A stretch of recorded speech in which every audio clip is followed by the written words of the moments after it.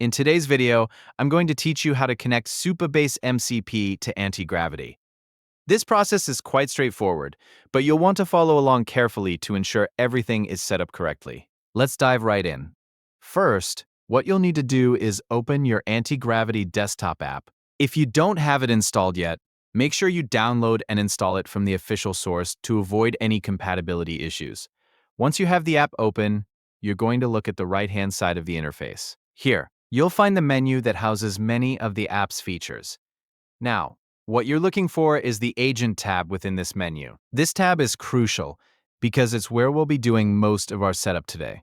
As you navigate to the Agent tab, take a glance towards the upper right corner of the window. You'll spot a three-dot icon there. This icon is essentially a gateway to additional options and settings. Go ahead and click on that icon.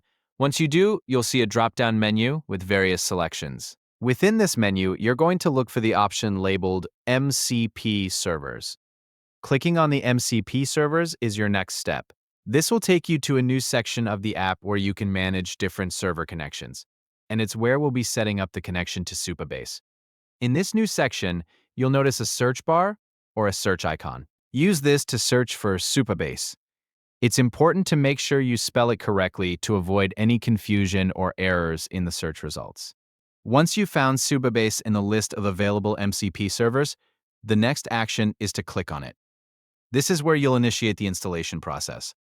Clicking on Supabase will likely bring up a prompt or a new page asking for confirmation to install. Follow any on-screen instructions to complete the installation process. This is usually a quick process, but it's crucial to ensure everything is set up correctly, so be patient and allow it to finish without interruptions. And that's it! You've successfully connected Supabase MCP to Antigravity.